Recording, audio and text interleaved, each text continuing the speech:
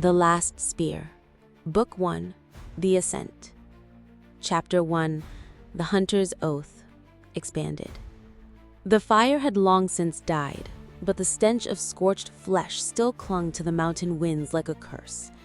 Smoke had settled into the cracks of Cale's skin, and the wind that whispered across the slopes carried with it the ash of the fallen. Cale of Tyrone knelt in the gray remains of what had once been his cousin, Aaron, his hand pressed against the brittle, blackened bones.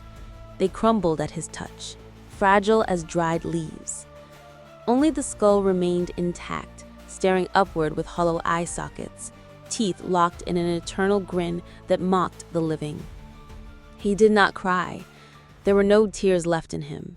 They had been spent in the hours before the fire died, and in the days since Aaron had vanished into the wilds chasing rumors of a Goliath raiding band. His cousin had been strong, foolish, and full of songs. Now he was ash. The songs would be sung by others, if sung at all.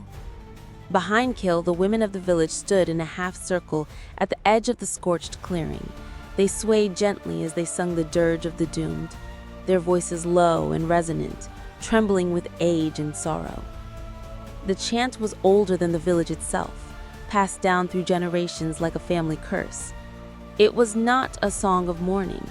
It was a farewell to the condemned, a ritual reserved for those who had faced the mountain and returned in pieces. Cale pressed his forehead to the earth, still warm from the embers. He whispered a vow into the soil, tasting ash on his lips. He said, "I will climb the Black Tooth, or die, screaming on its slopes." A sudden crack of flesh on flesh startled him. A hand had struck his cheek, sharp and calloused. He staggered back from the blow, blinking through the haze of grief and smoke, and looked up into the weathered face of his father. The old man's eyes were dark and rimmed with red. His mouth trembled not with sorrow, but rage. "You arrogant fool," he spat. His breath smelled of bitter roots and old wine. "The Goliaths will rip your liver out and eat it while you're still breathing. You think you're the first to swear revenge?"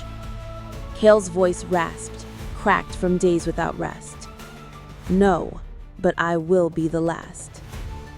His father stared at him for a long moment, then turned and walked away without another word. The dirge ended.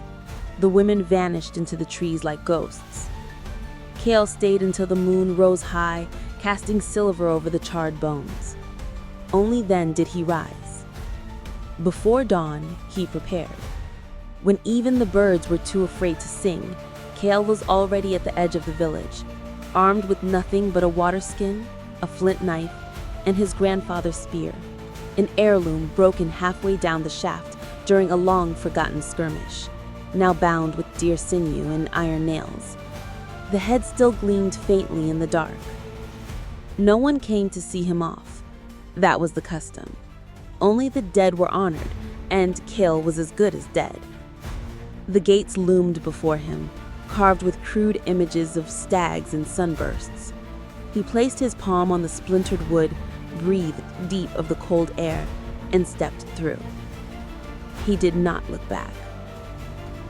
The forest greeted him like an old enemy.